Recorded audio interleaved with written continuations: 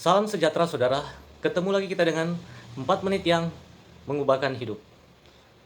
Saudara, terkadang di dalam hidup kita, peristiwa-peristiwa yang terjadi sebetulnya bisa menjadi suatu pelajaran penting atau suatu pelajaran yang sangat berharga di dalam kehidupan kita.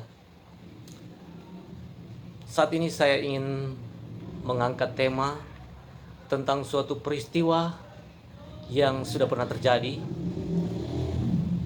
Saudara, kira-kira pada tahun 2012 mungkin saudara ingat ketika eh, Al-Baghdadi mendirikan suatu yang dinamakan ISIS, Islamic State Iraq and Suriah. Pada kurang lebih tahun 2012 ya saudara. Dan kita melihat yang terjadi suatu pelajaran yang banyak pelajaran berharga yang dapat kita ambil daripada peristiwa yang terjadi di Timur Tengah ini.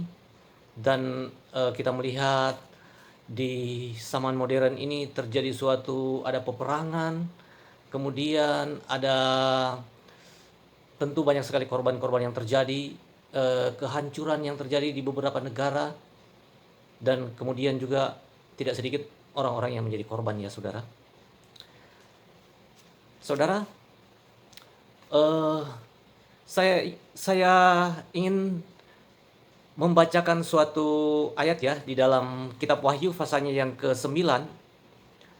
Saya secara pribadi percaya bahwa Wahyu pasal 9 di dalam Alkitab saya ini, saya secara pribadi percaya bahwa ini Wahyu 9 berbicara tentang ISIS. Nah saudara, kita lihat ya, langsunglah. Di dalam Wahyu 9 ayatnya yang ke-13 sampai ayatnya yang ke-21 sangat panjang, tapi kita hanya baca berapa ayat dulu. Di situ diberikan tema sangkakala yang ke-6 di dalam bahasa Indonesia ya. Saya bacakan 3 ayat dulu. Ayat 13. Lalu malaikat yang ke-6 meniup sangkakalanya, dan aku mendengar suatu suara keluar dari keempat tanduk mezbah emas yang di hadapan Allah. 14. Dan berkata kepada malaikat yang ke-6 yang memegang sangkakala itu, lepaskanlah keempat malaikat yang terikat dekat sungai besar Efrat itu. Ayat 15. Maka dilepaskanlah keempat malaikat yang telah disiapkan bagi jam, hari, bulan, dan tahun untuk membunuh sepertiga dari umat manusia. Kita melihat saudara ya, dikatakan malaikat yang memegang sangkakala yang ke-6 meniup sangkakalanya dan dikatakan berkata kepada malaikat yang ke-6 ini, lepaskanlah keempat malaikat yang terikat dekat sungai besar Efrat itu. Saudara, seperti kita ketahui bersama, sungai Efrat itu adanya di Timur Tengah ya, dan sungai Efrat ini melintasi beberapa negara.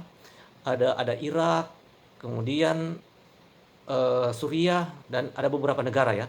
Nah di sini dikatakan bahwa kepada malaikat yang meniup sangkakala yang ke-6 ini dikatakan, lepaskanlah keempat malaikat yang terikat. Nah saudara, 4 malaikat yang terikat ini dapat dikatakan berbicara tentang 4 negara. Ada Irak, ada Iran, ada Suriah, dan ada Turki. Kemudian keempat malaikat ini akan menentukan yang namanya jam, hari, bulan, tahun untuk membunuh sepertiga dari umat manusia. Nah saudara, saya dikuatkan tentang hal ini. Kenapa saya percaya bahwa Wahyu 9 ayat 13 sampai 21 ini berbicara tentang apa yang terjadi di Timur Tengah sana. Dan kalau kita melihat semua ayat yang menjelaskan sampai ayatnya yang ke-21 ini sangat erat kaitannya ya. Dan saya lebih diperkuat juga dengan berita yang pada waktu itu saya rajin baca berita yang di Kompas ya saudara. Dan di situ banyak sekali yang saya baca di situ diberitakan bahwa lebih dari 100 negara orang-orang yang bergabung ketika ada ISIS. Kemudian karena apa? Mereka digaji, kemudian ada juga dijanjikan juga tentang suatu perkawinan.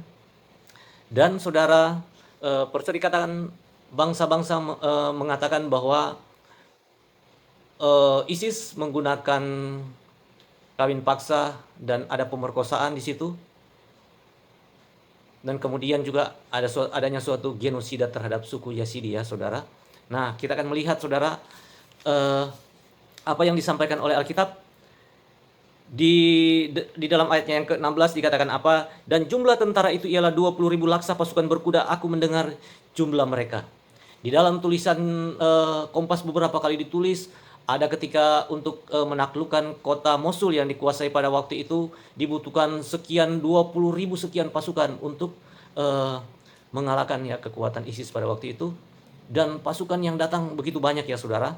Nah kemudian di dalam ayatnya yang ke-17 dikatakan apa? Maka demikianlah aku, Yohanes ya, Rasul Yohanes, melihat dalam penglihatan ini kuda-kuda, dan orang-orang yang mendungganginya mereka memakai baju sirah merah, api dan biru, kuning belerang warnanya.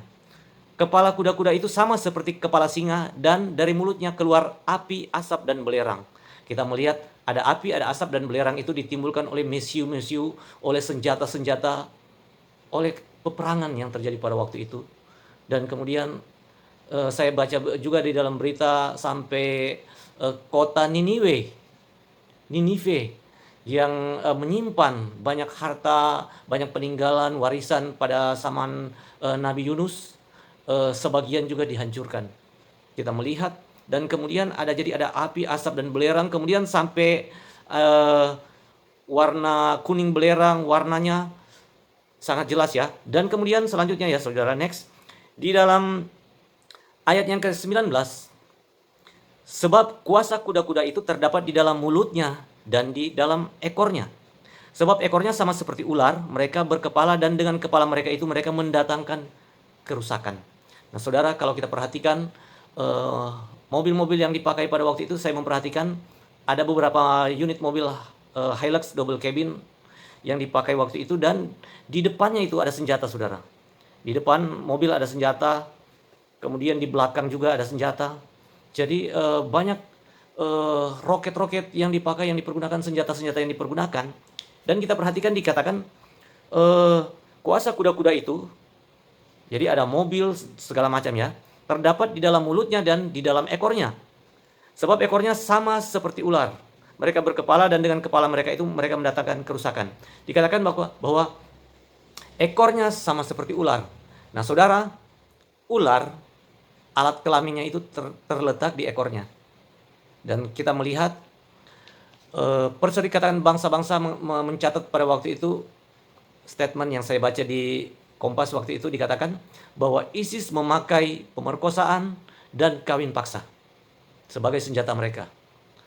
Dan kita melihat tidak sedikit yang diperkosa, sampai ada yang tidak sedikit yang sampai bunuh diri ya saudara. Dan dikatakan bahwa ekornya sama seperti ular. Jadi kita melihat bahwa Alkitab mencatat dosa seksual adalah suatu dosa yang menonjol, sangat-sangat menonjol. Dan itu dibuktikan dengan apa yang dirilis oleh Perserikatan Bangsa-Bangsa, bahwa ISIS menggunakan pemerkosaan dan kawin paksa. Bahkan bukan itu saja, ada juga genosida yang terjadi pada waktu itu terhadap suku Yazidi. Mereka ditawan dan kemudian banyak yang meninggal ya saudara. Dari peperangan yang terjadi, kita melihat banyak hal yang sangat merugikan ya. Sampai ada beberapa negara termasuk Suriah, karena terjadi perang yang besar sampai bertahun-tahun dan terjadi kerusakan yang sangat meluas ya, yang sangat banyak ya. Tetapi saudara, di negara kita Indonesia, kita perlu berterima kasih juga kepada pemerintah kita ya, yang bekerja dengan luar biasa ya. Kita tetap menjaga Pancasila yang mengikat kita, kemudian ada Bhinneka Tunggal Ika yang mempersatukan kita, ada undang-undang, ada Pancasila, dan ada bingkai NKRI yang mempersatukan kita.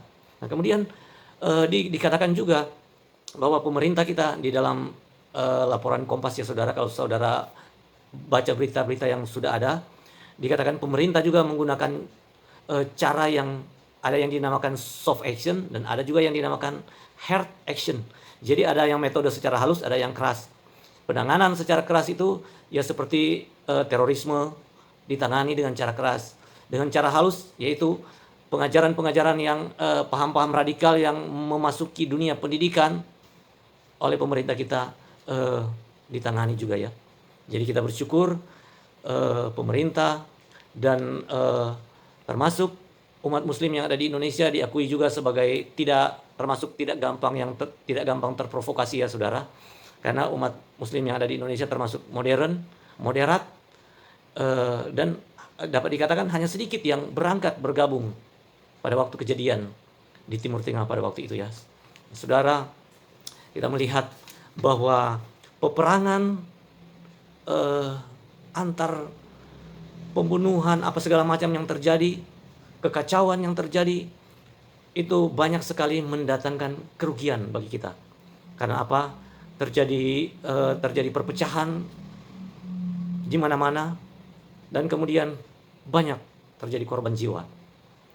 Tetapi satu hal bagi kita bersyukur kita berada di bangsa Indonesia dan pemerintah menjalankan tugasnya dengan sebaik-baiknya dengan melindungi warganya, melindungi dari paham-paham radikal yang memecah belah bangsa.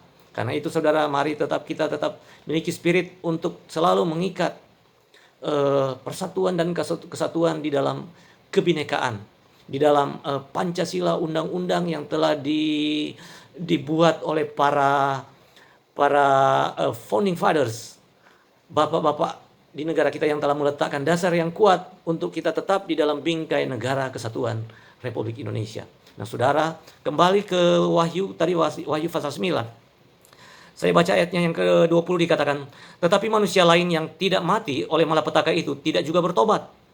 Dari perbuatan tangan mereka tidak berhenti menyembah roh-roh jahat dan berhala-berhala dari emas dan perak dan tembaga, batu dan kayu yang tidak dapat melihat atau mendengar atau berjalan. Dan mereka tidak bertobat daripada pembunuhan, sihir, percabulan, dan pencurian.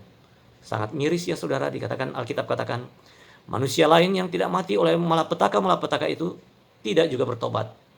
Nah saudara, pertobatan adalah suatu hal yang sangat-sangat penting. Tuhan Yesus katakan di dalam Wahyu pasal 1, 2, dan 3, jika engkau tidak bertobat, aku akan mencabut kaki Dian. Kemudian banyak kepada ketujuh jemaat dikatakan bertobatlah. Jika tidak, aku akan mengambil bagianmu. Nah saudara, pertobatan dapat dikatakan adalah perintah akhir daripada Tuhan Yesus. Pertobatan adalah suatu hal yang penting. Karena itu kalau saudara menjadi bagian di dalam pertobatan di hari-hari ini, itu adalah suatu hal yang luar biasa, suatu mujizat. Karena Alkitab katakan banyak manusia yang hidup, yang lolos dari malapetaka yang ada, mereka tidak mau juga bertobat. Karena itu saudara, lewat firman Tuhan di dalam Alkitab ini dikatakan bertobatlah. Karena pertobatan adalah suatu hal yang penting di dalam firman Tuhan. Dan Tuhan Yesus katakan supaya jemaat-jemaat di akhir zaman ini hidup di dalam pertobatan. Saudara, pengalaman yang terjadi di masa lampau biar menjadi pelajaran yang berharga bagi kita. Karena peperangan, kekacauan akan mendatangkan kerusakan dan kehancuran. Tetapi hidup di dalam persatuan, hidup di dalam kasih akan mendatangkan kedamaian bagi kita dan bagi seluruh umat manusia. Nah saudara, dalam video yang singkat ini saudara, mari Alkitab mengajak kita untuk hidup di dalam pertobatan. Tuhan berkati saudara, sampai ketemu lagi. Haleluya.